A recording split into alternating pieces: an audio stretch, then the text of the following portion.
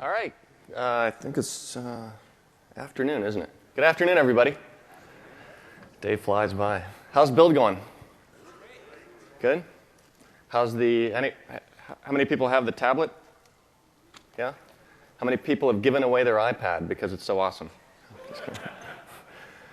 So welcome to Introduction to Windows Azure, the cloud operating system. My name is Mark Arsinovich, and I'll stop here, just give you a little bit of background about what I've been doing at Microsoft, because a lot of you probably have known me from my Windows days, and actually my whole career has been based on Windows up until literally the last year. I joined Microsoft in 2006, and I worked on Windows, tail end of Windows Vista, which means I wasn't responsible for anything really that was released in Windows Vista, but I was there for the entire Windows 7 lifecycle and then the beginning of Windows 8 planning, which you're seeing today. But last year I decided to move to the Windows Azure team, and I moved to the Windows Azure team because A, it was a good time to transition kind of in between releases of Windows, but B, because a number of people that I respected were over in the Windows Azure team, some people that had actually left Windows just as I'd arrived at Microsoft to go work on Windows Azure. And at the time, I hadn't really paid attention to what they were doing, but I'd started talking to them beginning of last year, and I'd also started to look at the trends of where the industry is going and where computing is going. And one of the people that I really respect, Dave Cutler, name that might be familiar to some of you, he was the original architect for VMS and then Windows NT and a couple of other operating systems as well. He was one of the original founders of the Windows Azure team. And so I talked with him, and he shared with me his views, and everything kind of came together, and I decided this is a great opportunity to come and work on what I consider the Windows 3.0 for the cloud, is the opportunity that's in front of Microsoft right now, and I get to be right there in the guts of it, helping to create the platform. There's tons of questions that we don't know the answers to, which makes a lot of fun. That said, I still work on some other things, sysinternals tools, some of you might be familiar with. A couple of new books, sysinternals Thanks. A couple of new books I've published this year. Sysinternals Administrator's Reference with Aaron Margosis was published about a month ago. How many people have a copy of that, out of curiosity? So a few of you. That's obviously the definitive reference to sysinternals. It's the best book on sysinternals there is. It might be the only one, but it's still good. And so really proud of that book. And then the other book there in March published Zero Day, a novel, which is a cyber thriller. If you're interested in cybersecurity, then I think you'll find that book interesting. I try to stay true to the science of cybersecurity and try to portray what I think is a very realistic scenario for what could be happening in the world, and actually that I'm kind of surprised hasn't happened already. But we're here today to talk about Windows Azure. And this talk, just to be clear, is Introduction to Windows Azure. How many people have played with Windows Azure? Just to raise a hands. How many people consider yourselves kind of pretty knowledgeable about Windows Azure? So you're excused. I don't want you giving answers away. So actually, this session really isn't for the people that are already familiar with it. I'm going to be covering some of the basic concepts, starting with the whole thing about what the cloud is. So if you were like me a year ago, I didn't really get the whole cloud thing. What is the cloud? And I heard these various PaaS, IaaS, SaaS things. And so what I'm going to do is talk about those terms and what they mean, and then talk about where Windows Azure fits into that whole spectrum of cloud platforms. Then I'll dive into Azure specifics, talking about the Windows Azure service model. Along the way, I'm going to start building a simple cloud application to demonstrate some of the concepts. Part of that building the cloud application is storage, so I'm going to be focusing a little bit on some basics of storage. And then we're going to actually run the cloud application that we build inside of the dev fabric and watch how you can develop pretty quickly a cloud application. Then I'm going to conclude by talking about a couple of ways that you can update your services once they're up and running, and then how Windows Azure monitors the health of your application and how you communicate from your application to Windows Azure about the status of your app. So this is, when Dilbert covers cloud computing, you know it's made the mainstream of computing. This is about 6 months old. And I think that replace the cloud and the consultant's babble with whatever you've got, and you've got the consultant handbook there.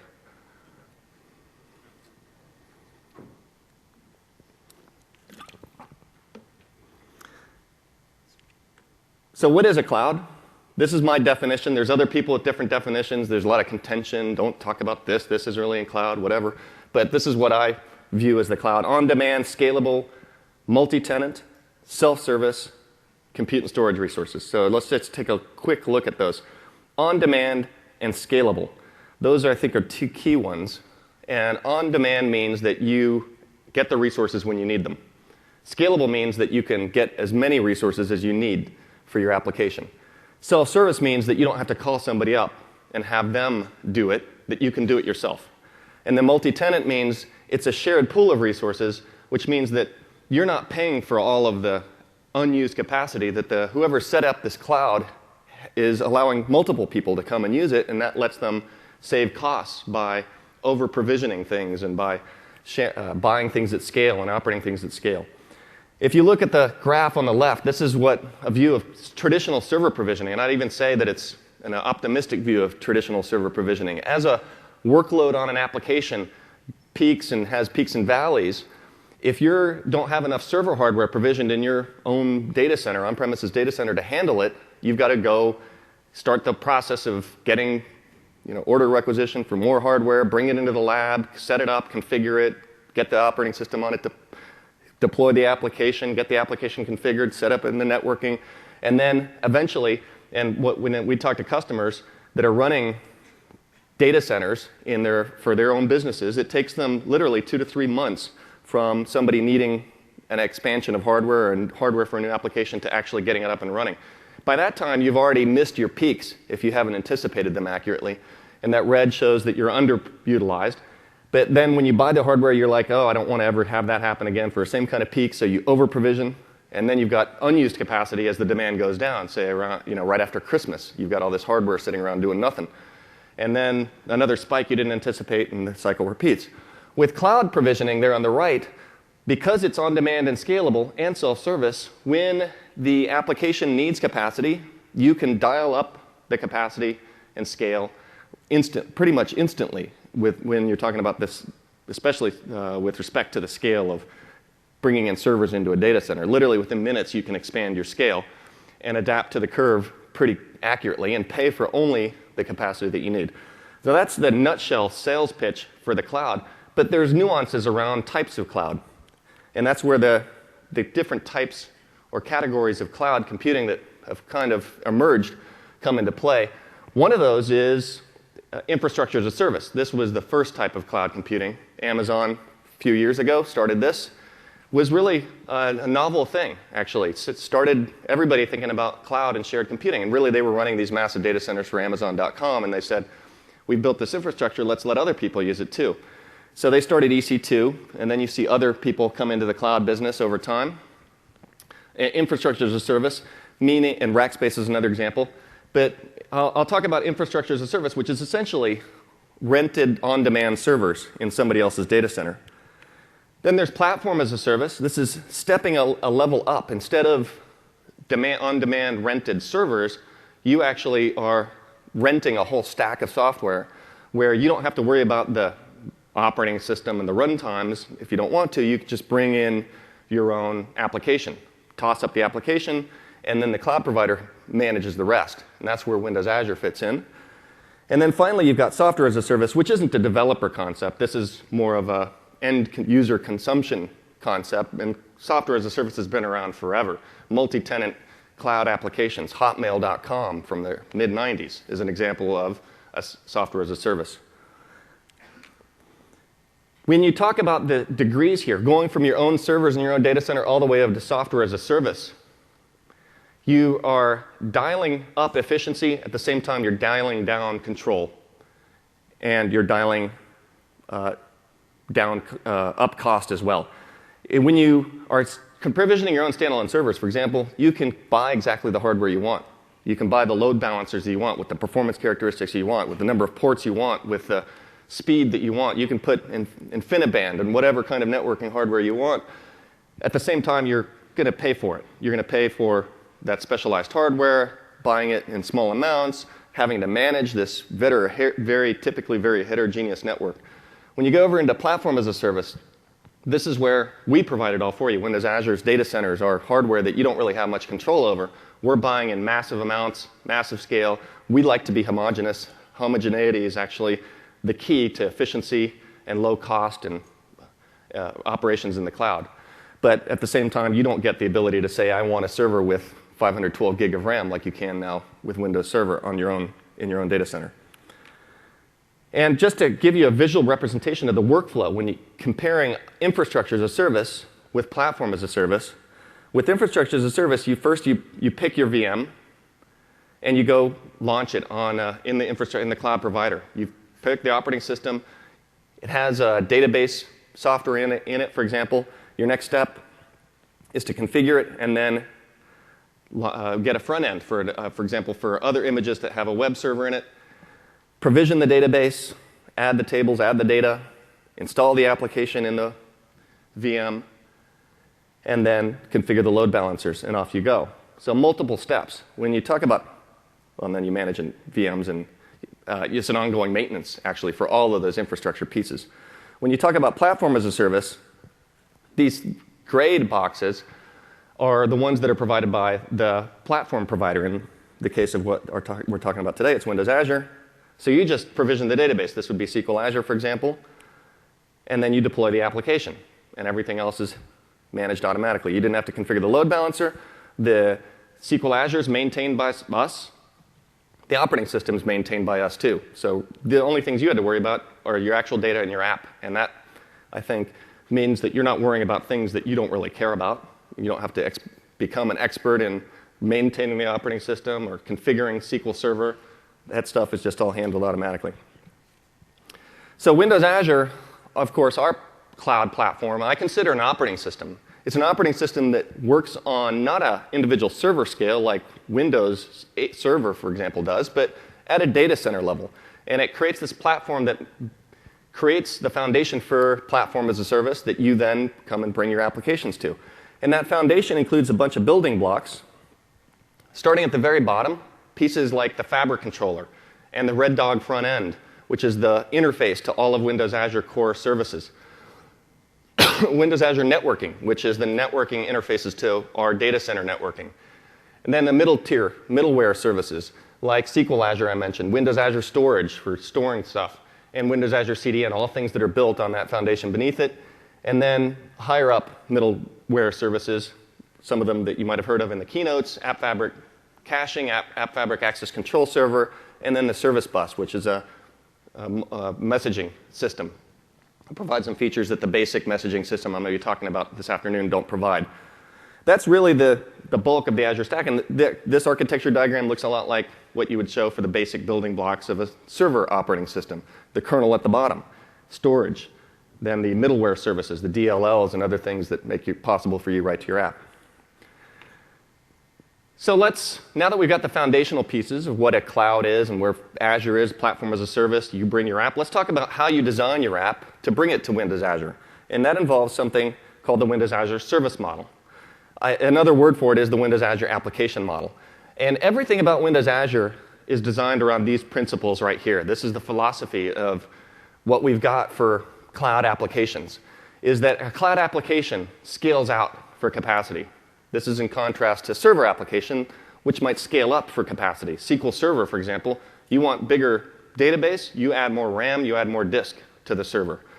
Whereas in the cloud model, the building blocks you've got for your application are all pretty standard sizes. And if you want more capacity, you stamp out more of those common blocks, the VMs.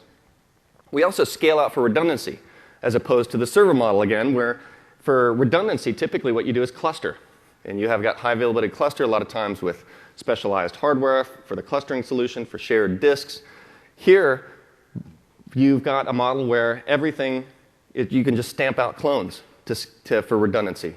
And the vision is that any one of those clones is by itself completely meaningless, worthless. It can die, and who cares, because you've got more of them laying around.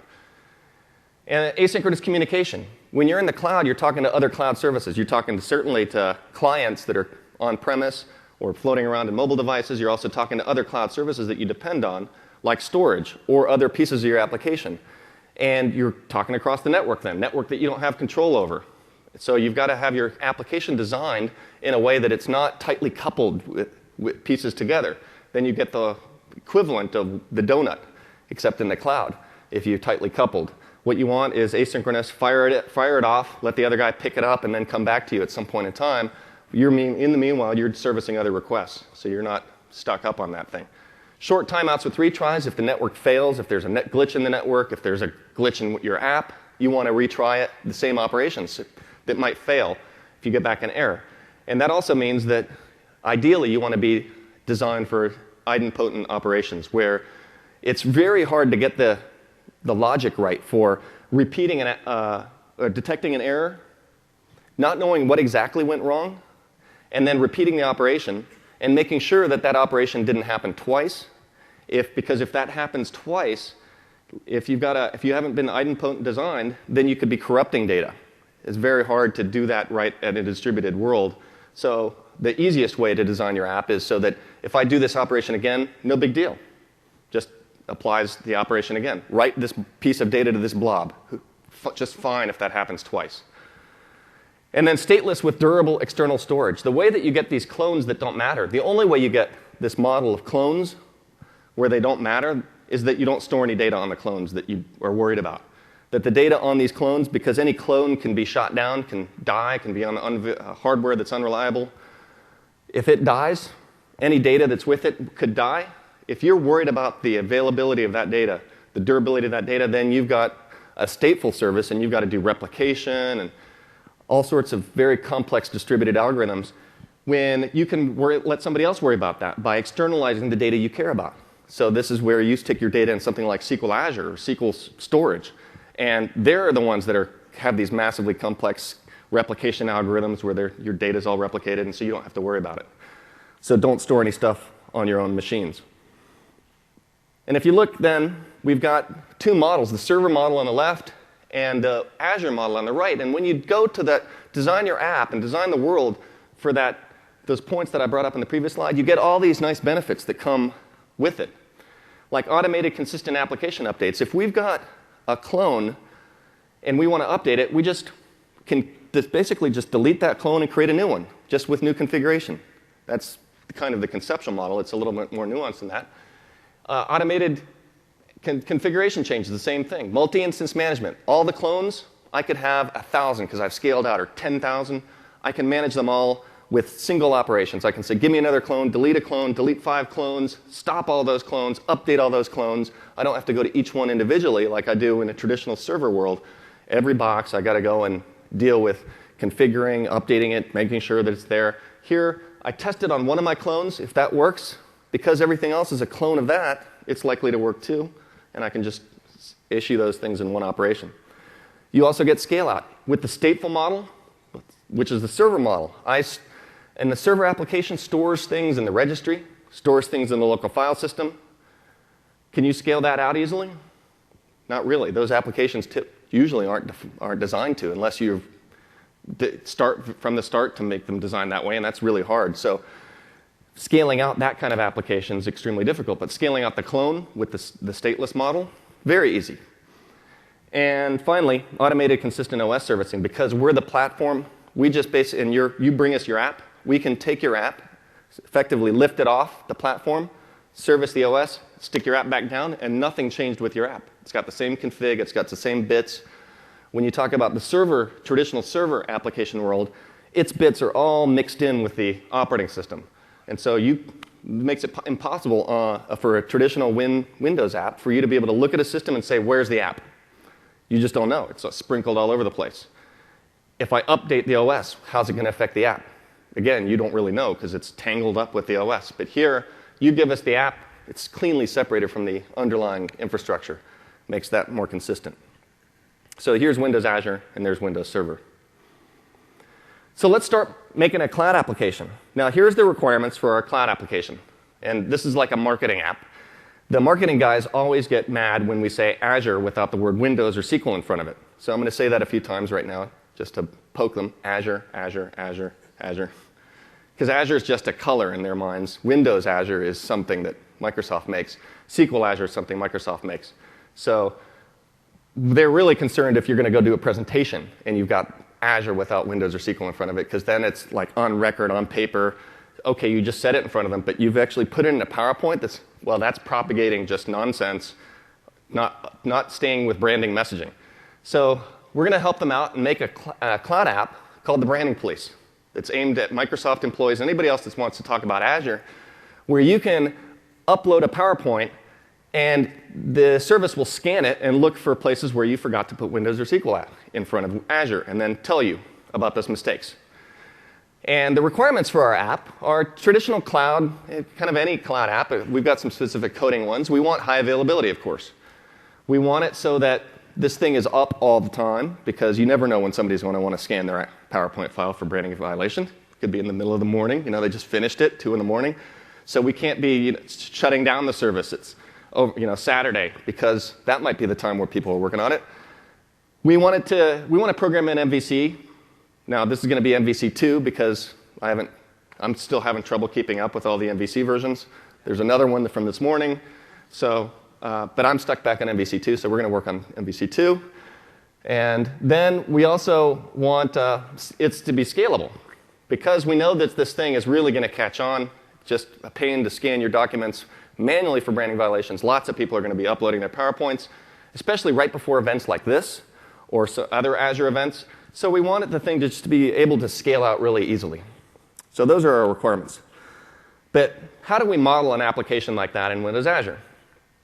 Well, this if you look at it, lots of cloud applications, most of them, or many of them, are canonical multi-tier applications, just like your service-oriented architecture applications.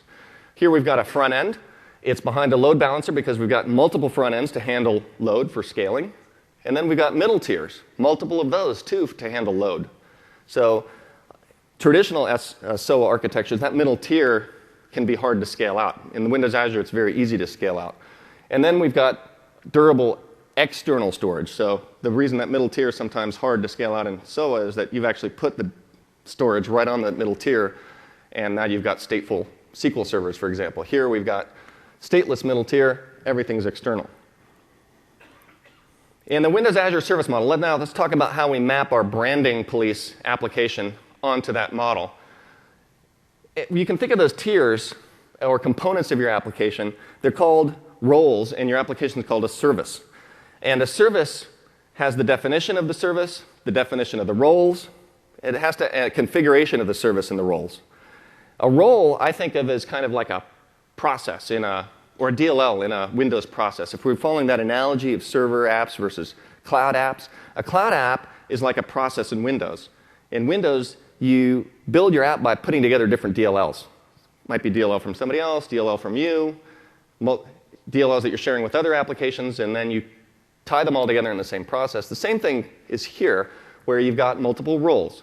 Now, we're using them to represent tiers, but you could have them represent anything, just pieces of your application that are doing separate work, providing internal services for your app. And then we've got multiple instances are required of each of these. And I mentioned this here, and I'm going to mention it later, because this is an important aspect of today's Windows Azure service level agreement, the agreement that we've got with you and that you've got with us. You've got to do something to earn the SLA from us, and that is to have at least 2 instances of each of your roles, so that if one instance fails, the other one stays up. And we guarantee you, or your money back, basically, 99.95% of the time, you will be able to get to one of your 2 roles instances.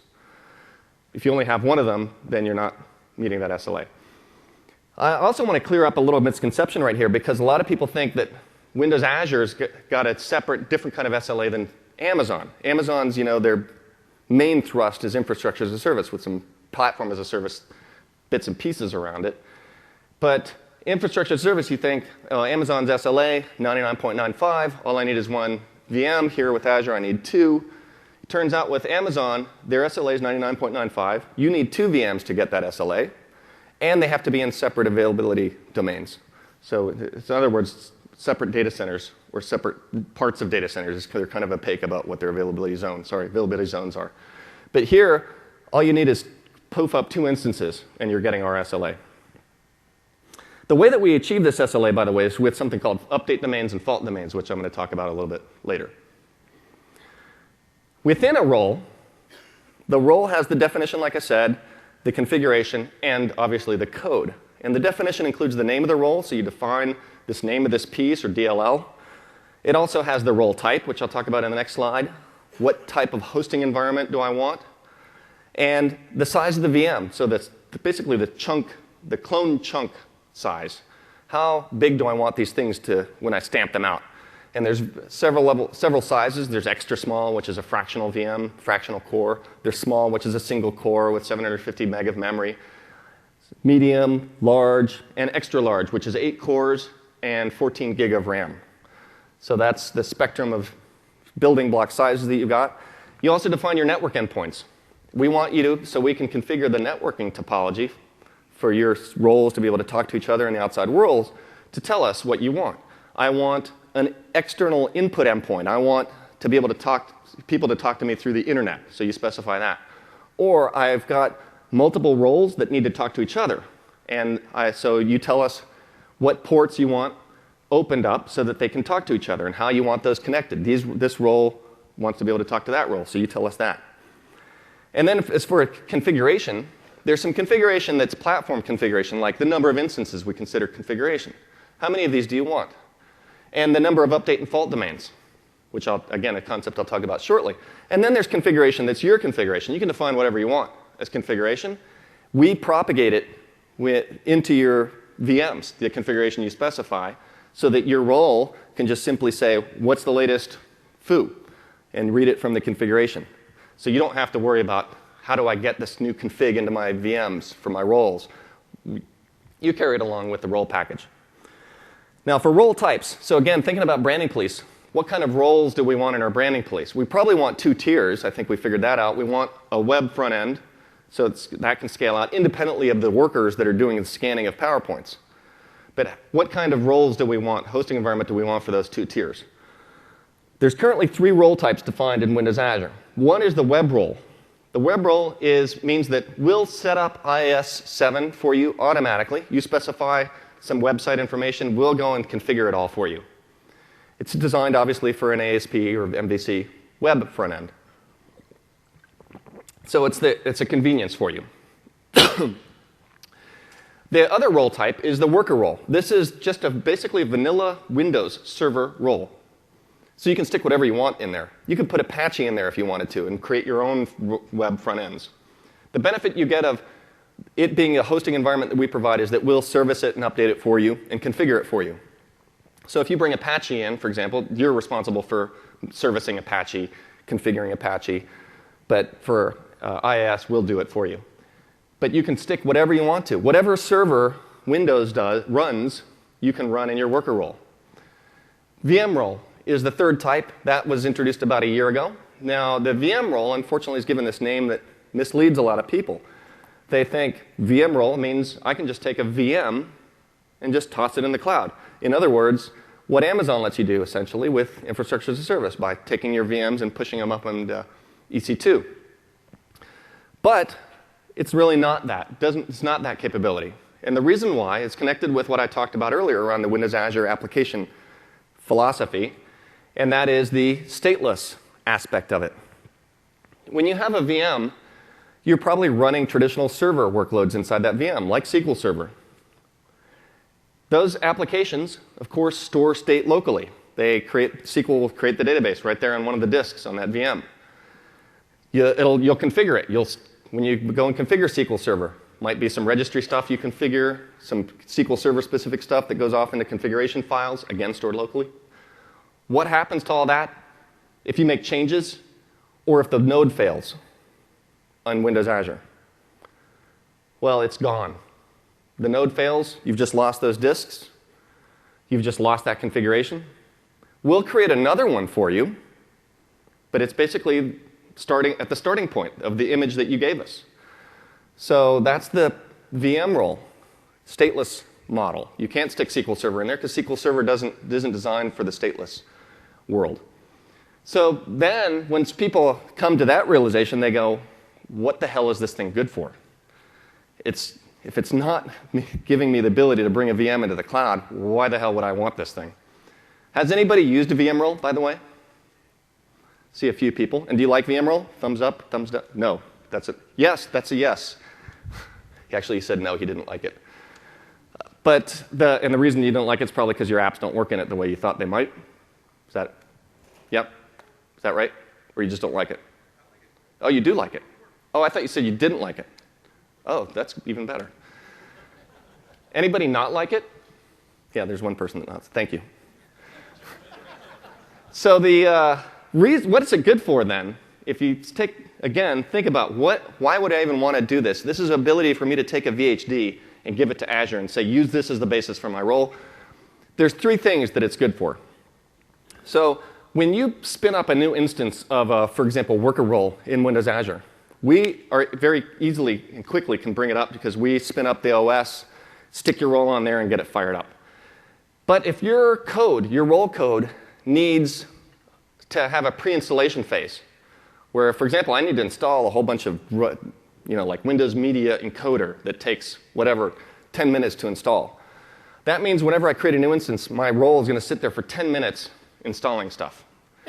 And that's going to make it so that it's very painful to scale out and scale down my application. And Azure also has certain contracts with your app that you've got to now deal with, timing issues on, I got to tell Azure that I'm ready when I'm really not ready because otherwise it'll time out on me. And so what the VM role lets you do is take a VM on premises and Hyper-V and install that component into it, and then take that VHD with it installed already and hand that to us. And so when we spin up a new instance, it's already there, and you don't have to wait that 10 minutes. The manual install config, which obviously you're not going to be in the cloud being able to manually install as you scale out, typing in configuration parameters into dialog boxes.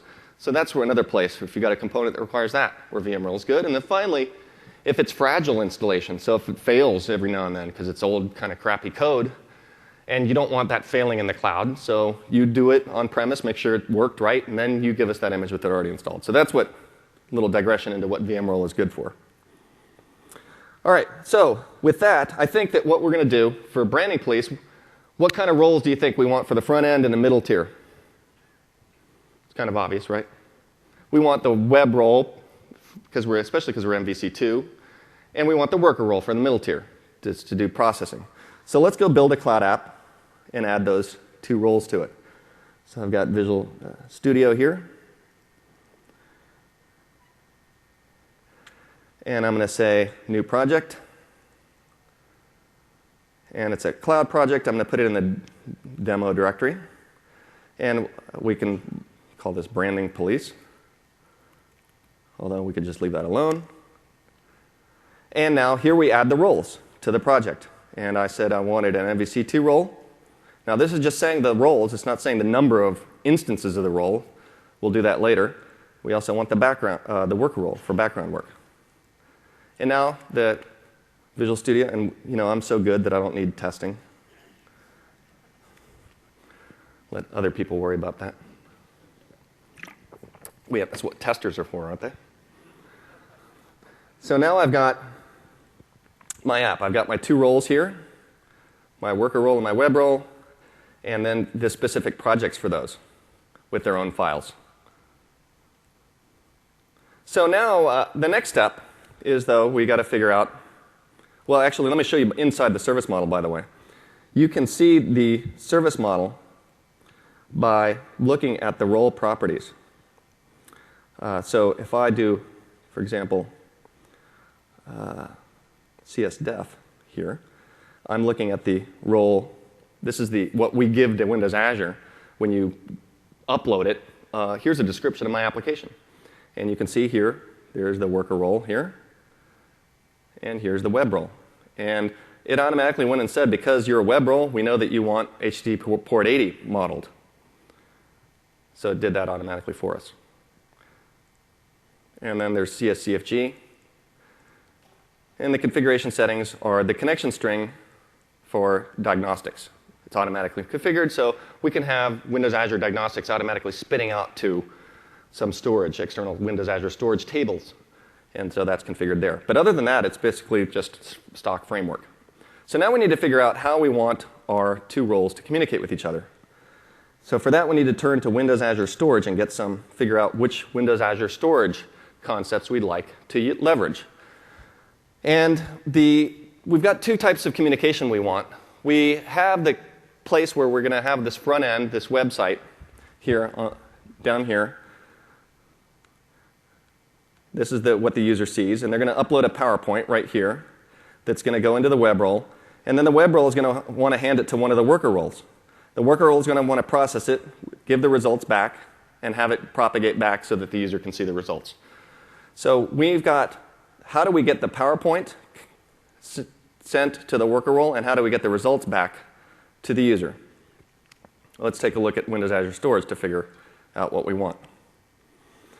So the Windows Azure Storage, it's cloud storage, and that means that it's durable. So it's replicated actually 3 times. Every time you write some data to Windows Azure Storage, it replicates it across 3 machines. Same thing with SQL Azure. All data is replicated 3 times. If we lose a blade server up in the cloud, your data is still safe. In fact, I can tolerate multiple failures, and your data is still safe. And if you were watched the keynote this morning, we also announced that we do geo-replication of storage. So Windows Azure Storage is geo-replicated now between pairs of data centers. We've got a data center in the north central. If you deploy your storage account there, it's replicated with the south central data center. So it's in the same, it's not like replicating to Europe or vice versa. It's pairs that are, from a compliance perspective, okay for people. And that means that if we lose the data center, we haven't lost your data, at least not up until some number of minutes in the past, when according to the latency of the replication. So it's really, really highly durable. It's also scalable, so you don't really have to worry about, you can toss tons of data into Windows Azure Storage, and it'll scale just nicely with that. And it's highly available, of course, as well. There's ways you can access it through REST APIs. We also have .NET wrappers for all of the Azure storage. We've also got libraries that we provide for other languages like Java and PHP, access to Windows Azure Storage, too. So that stuff's all available through us or other people, and you're going to see more of that coming in the future. Now, the 3 storage objects that are supported by Windows Azure Storage, there's blobs. Blob stands for binary large object, and so that's just like a chunk of data, random whatever, picture, typically, video, text file, document. Then there's tables. This is lightly structured, so it's, a lot of people are in this NoSQL kick. How many people are in the NoSQL kick? Anybody? All right, like I said, very few people are in the NoSQL kick. Everybody likes structured storage. But so this is the best of both worlds. It's somewhat structured. So whether you're a structured guy or not, here with tables, you can spew data into essentially tables provided by Windows Azure Storage. And then finally, there's queues, which you take messages and send them to the queue. They can be picked up by other receivers. Receivers in the cloud or on-premise. By the way, just because I'm talking about this in the context of a service we're making in the cloud, you can use Windows Azure Storage by itself. You don't have to use the compute that I've been talking about. So you can communicate through queues between 2 clients. You can stick blobs up in the cloud and have a backup facility in Windows Azure Storage. Let's get a little more detail now about blobs, tables, and queues.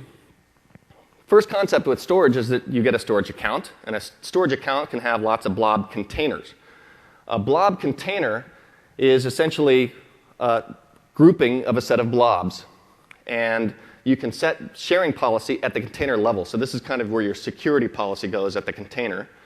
And the security policies we support today, you'll see this probably get more rich in the near future, is either public, everybody can read it, or it's private, and you need a key to be able to read it.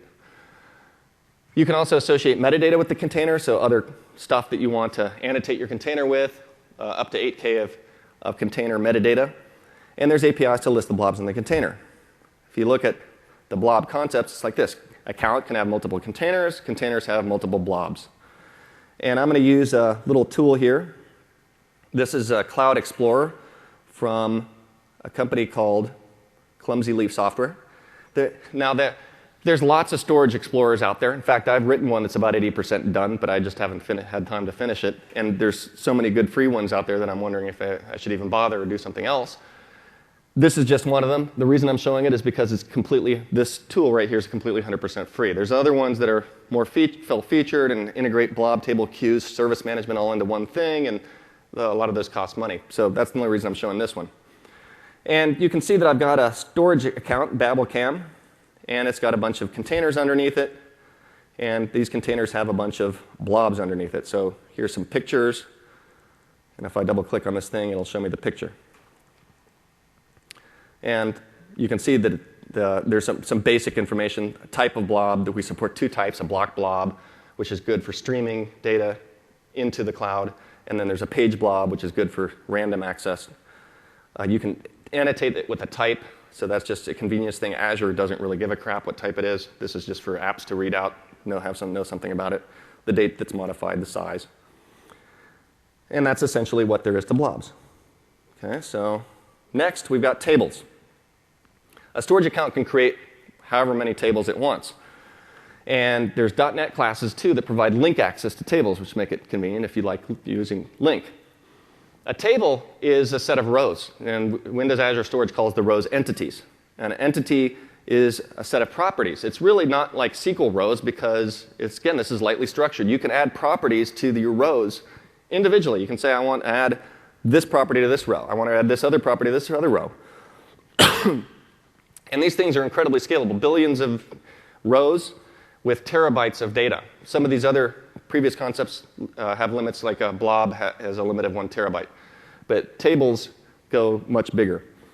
And there's 2 properties that together are the unique identity of a particular row in the table. One's called the partition key, and the other one's called the row key. And you define them however you want. Now, the partition key is Windows Azure, a hint to Windows Azure to say, this is kind of where you can split this thing across different storage units, and they don't have to be close together. So I partition, just like SQL partitioning, essentially. Now, for all my rows, though, so the most efficient way to do a filter index is off the partition key, and then the row keys specific essentially to a particular partition. So those are the only 2 ways to index or filter onto rows, partition or row key. People always say, I want more indices, even though I don't want SQL. That might be coming as well, something we've heard loud and clear. And here's the equivalent clumsy leaf software. Table Explorer, here's a bunch of tables. And you can see there's row keys here, this is actually from an app, a Windows Phone app that's sticking data up in the cloud.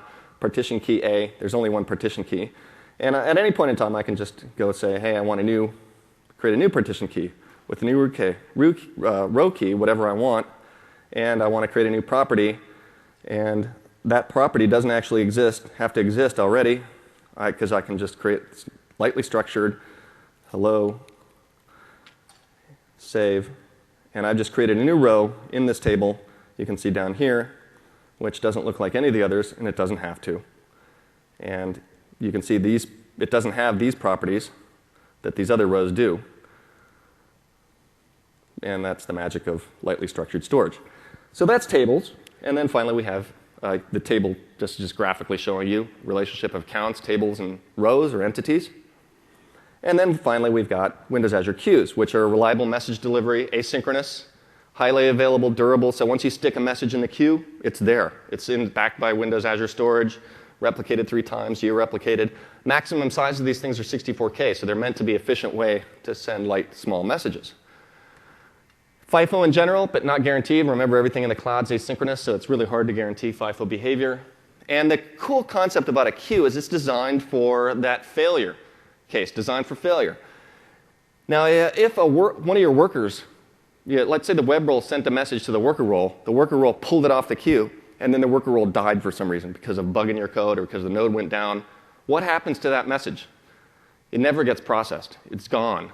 Basically, some client sent something up, and poof, it's gone. You don't want that. You want so that if that node fails, that work eventually gets done. So queues provide that capability with something called the visibility lifetime. You say, I want a invisibility lifetime of 30 seconds. That's about how the maximum worst case scenario for how long it'll take to process this message. So when the worker pulls the item off the queue, it can go chew on it for 30 seconds. If it hasn't finished and then deleted the item from the queue, the item is still there, it's just not visible, so nobody else will be able to pull it off the queue.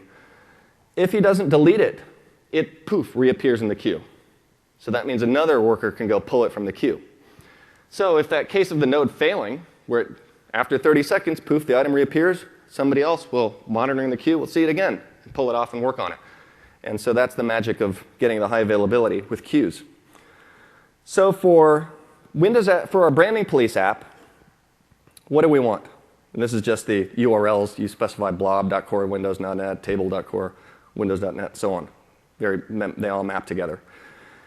Now, for branding police, I think what we want, these PPTs can be huge, right? So multi-megabytes, maybe even more than 64 meg, or 64K, so we can't stick these into messages, queue messages. That means we need to use some other concept. It really doesn't make sense to stick them into tables. So let's use blobs for the documents. When somebody uploads a document, let's put it in a blob. And the communication between the two roles, well, we could use tables and roll our own communication mechanism on top of tables, but queues are there, so let's use queues. And so the architecture that we'll come up with here is this. User takes a PowerPoint, uploads it to the website.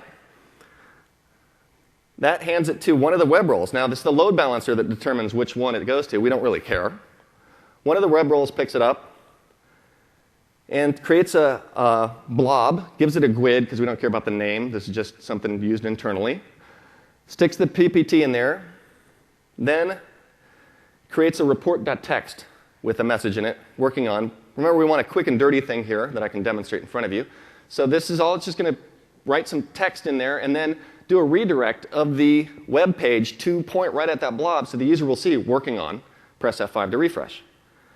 Then it's going to stick a message in the queue that says the name of that blob with the PowerPoint in it. The worker picks it up, scans it, and then updates that blob with the name report.txt to report the violations. So the user, when they press refresh again, they'll see the violations. And that's the architecture of the app. So let's go finish that app, which we started. And for that, I'm going to go to C:\demo, and I've got 3 files, 2 for the web role and 2 for the web role and 1 for the worker role. The first one is index for the web role. So let's go to the web role and find views and find home and find index. And all this is, it says you upload your PowerPoint, and it has that little button that says upload, and that's it.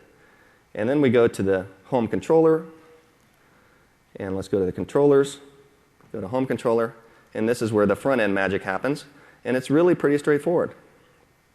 Here we create a cloud storage account, which was from the parameters, the configuration that we handed it. We create a container called documents. Here, create blob container. Then we stick the blob in it.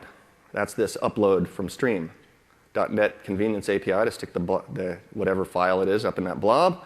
We get a reference, we get a new blob with that report.txt. We write working on it. We say which the name of the file is, and we say, please refresh. Then we create a queue, if it doesn't exist, called incoming. And we stick a message in there. And the only thing the message is the name of the blob. Cloud queue message blob name. And then we sit there and wait for more stuff. Now, that's the end of the web role. Now the worker role picks up. And we need to go modify worker.cs. So worker.cs is right here. And let's paste that in and take a quick look at it. And this part of this is, well, we listen to the incoming queue right here. We get a reference to it. And we just sit there and say while and poll, get message. And we poll every 1 second. We go and look and see if there's an item in the queue. And if there is, we get the reference to that blob that it's pointing at with the report in it. We say, hey, we're working on it. And we tell it which instance we are so that we can see that. And you'll see the reason why. We upload the text that's returned by this generate report, which is simply scanning that blob, the blob with the PowerPoint in it. It's using an open XML library to go scan PowerPoint XML and find the branding violations, and then write that back to that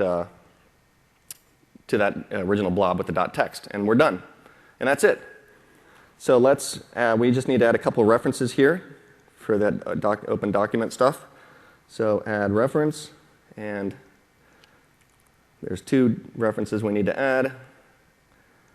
That one and the document open XML. And we'll do a couple more things. That's where we need to tell it which storage account to use. And we're going to use this data connection string. This is going to be in the roles configuration. It's a connection string, and we just want to point it at the storage emulator because we want to run this in the what we call the dev fabric. Data connection string emulator, and we're done. Let's set a breakpoint. And this is the kind of nice thing about the emulator environment is that let's set a breakpoint here right after we get a message. So I'm back in the worker. Here it's just gotten the message is not null when it pulled the queue. And over in the home controller, let's set a breakpoint right here where we're going to stick the message in the queue. Right there. And then we say F5. And this is going to be launching the Windows Azure Storage Emulator. And in a second, we're going to see IE pop up, and then we're going to have our Branding Police UX. And we're going to upload a little PowerPoint. And here we go, browse. And I'll give it something with some branding violations in it. We do analyze, and we should be hitting a breakpoint. There we are. The blob name is some GUID, like we said. It's about to add the message to the queue. Let's press F5, and now we're going to hit the breakpoint in the worker in that second tier. And it's got the message. There's the blob. And let's just say F5.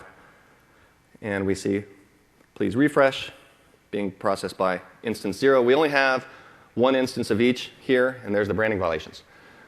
So that's done. We've just made a little cloud app. Now, the cool thing about what we've just done is this thing meets the requirements we had. Scalable. We just create more instances of the worker or web roles to adapt to more load. And highly available. If any of these things fail, the front end one of the front ends fails, one of the back ends fails, and somebody submits a request, it's going to get through. Just because of the fact we're using scale out for availability, and we're using the queue, which has that cool property I talked about. So that's as easy as it was. We just made a highly available, scalable cloud app. Now, the next thing we got to do is maintain it. We got to update it every now and then with new code. Remember I said about services going down for maintenance? Well, I guess maybe I didn't say it, but that's just not the cloud way of doing things. If you do that, if you take a site down for maintenance, you don't get the cloud. Now, I'm not going to point fingers at anybody here, but we don't want to do that. So the Windows Azure is designed with a couple of update mechanisms that make it so that you can be highly available through your update process. There's two types of update. One is called in-place, and the other one's called VIP swap. In-place is updating a live service with new code, and a VIP swap lets you deploy a brand new deployment of your app, and then basically switch the public endpoint connection to point at the new one, flipping it from the old one. It's called VIP swap, and I'll show you that in a second. So in-place updates. This is where you've got the concept of update domains. By default, there's 5 configured for your service. You can set up to 20. That's new. I'm announcing that today. New 20, up to 20 update domains. And the concept of update domain, when you set that in the config, we could have done that in Visual Studio, is that when we go and update your app with an in-place update, we take down at most 1 over n, where n is your update domain, % of your app at a time. And we do slices through your app. So in this case, let's say that we've got 3 update domains you can see here. We're going to update the service with in-place update. So we're going to take down that first tier, slice, the front end and the middle tier 1, update it. When that is up and running and says it's healthy, we move to the next one and update that one, and then finally we update the last one.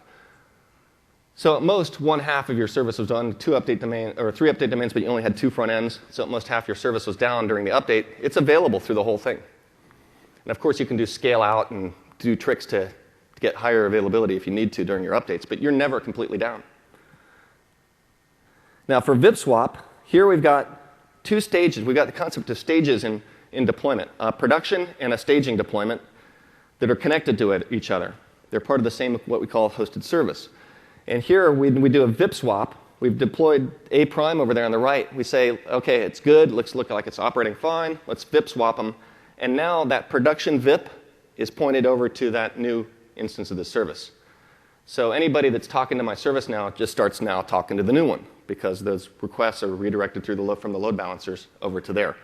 And then I can delete my old one at my leisure. And as far as the capability differences between these two, a lot of people have had problems with in-place update because there's a lot of things that you haven't been able to change with your service. with in-place updates. So this is also announcing here a bunch of things that we call update relaxation. You'll be able to change everything about your service when you do in-place update.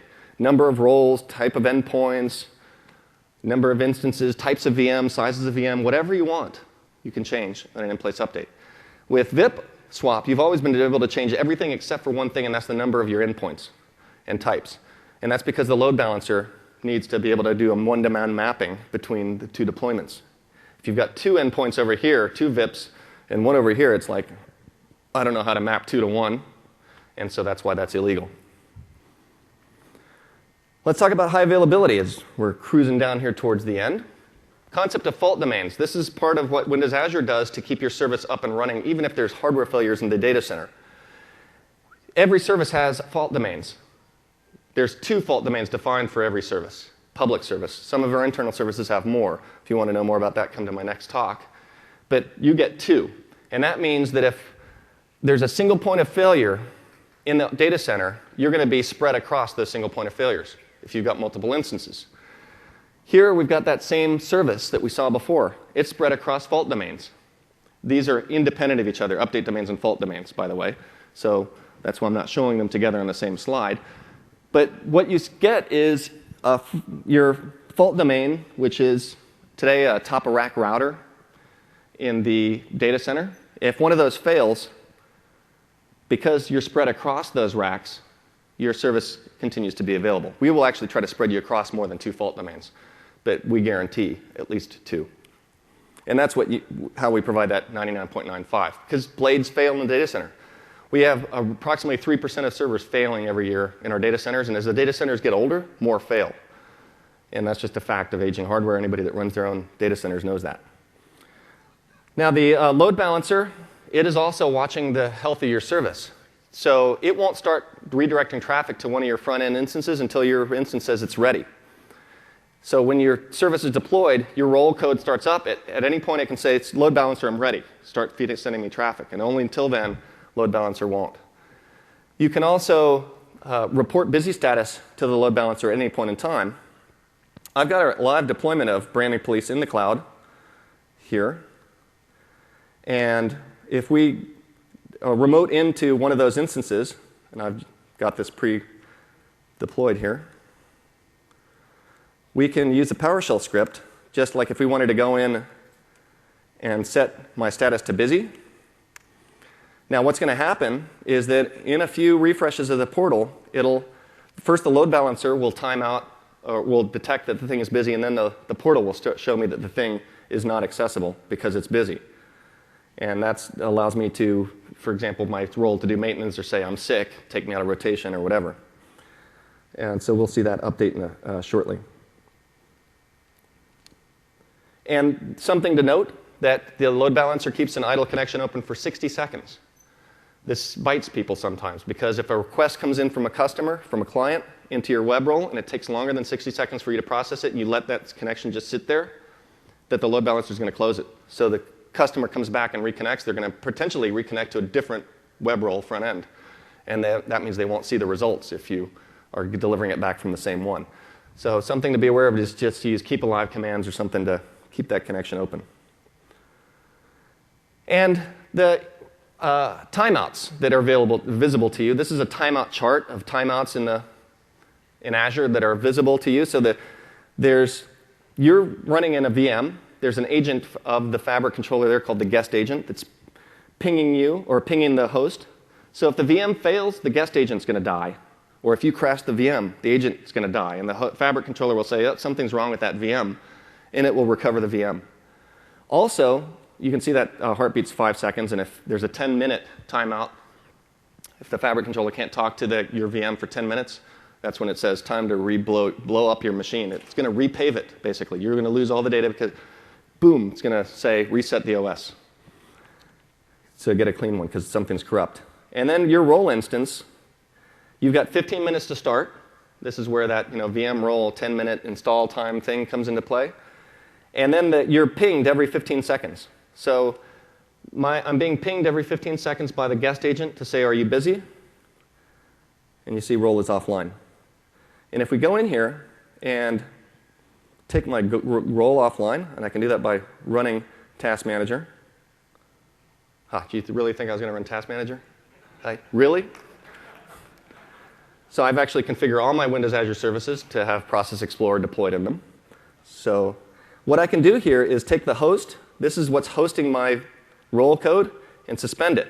And that means that the guest agent, which is right here, is talking to this thing, is going to not be able to talk to it anymore.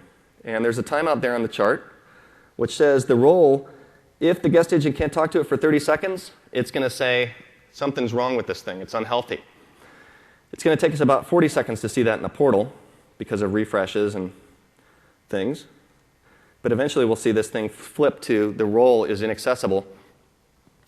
And that's not a recovery operation. That is an FYI to you. We will not take a recovery operation on that because we're not sure what you want at that point. You might not want us to do anything. But the APIs will return the status, and so you can take corrective measure if you'd like to.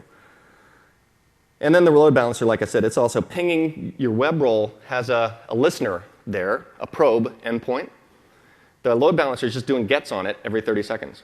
And if it responds, then it says, OK, I can redirect traffic to you. That set busy is what turned off the answer to that get when I did that in PowerShell.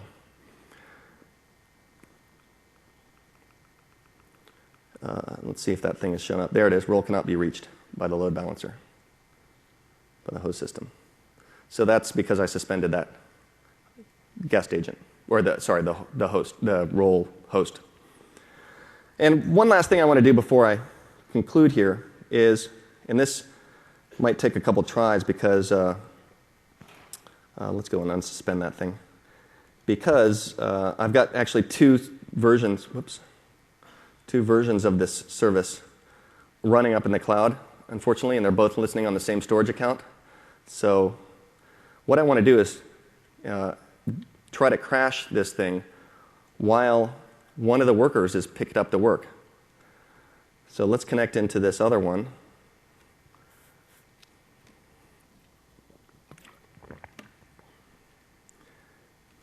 And we're going to do the branding police thing by uploading a PowerPoint. Here's the URL of this service.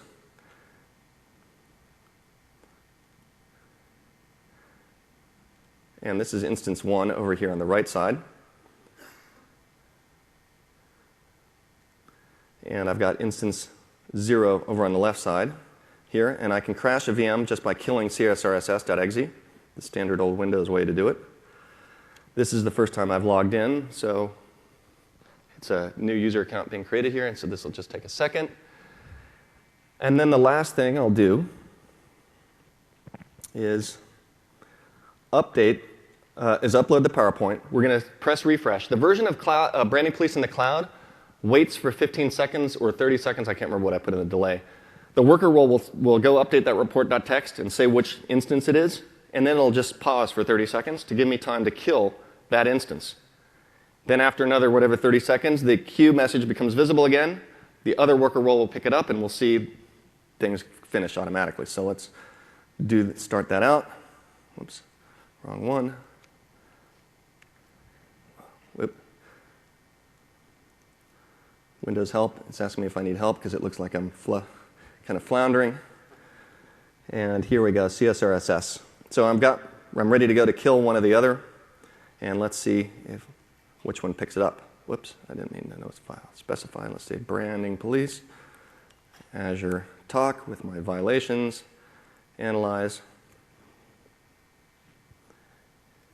In a second, it's going to say working on it. Press F5 to see which one picked it up. It's the exact same code that we just built, except it's in the cloud instance 1. This is the guy on the right side. If it's the one from this service, not the other one that's watching. And I just pressed return. Now this thing is dead because I crashed the VM. Now, if this version of the service picked it up, not the other one that I got running by accident, which I realized literally minutes before the talk, then we're going to see that instance 0, it's the other one picked it up. And so there's another branding police that's also watching the same storage account. It picked it up. But what we would have seen is instance 0 would have picked it up, and it would have come back. So this is instance 1 from the other branding police picked it up. So they're both listening on the same queue. But so the result's the same, just across two different services. And that's the fault tolerance that you get from the queues.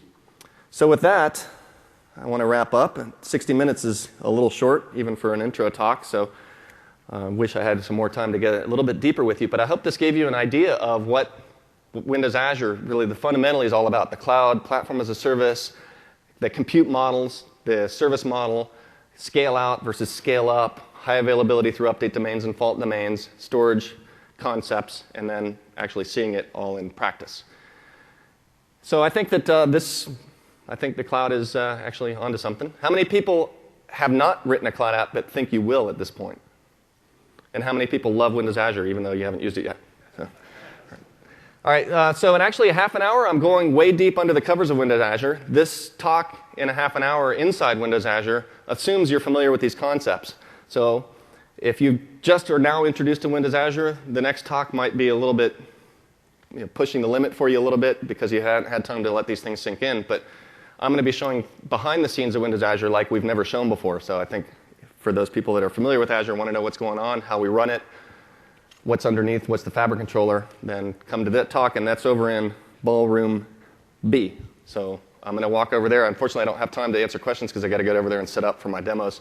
So I hope to see you over there, and hope you enjoyed this, and I hope you enjoy the rest of Build. Hope you like your Windows 8. Hope you use Windows Azure, and thank you very much.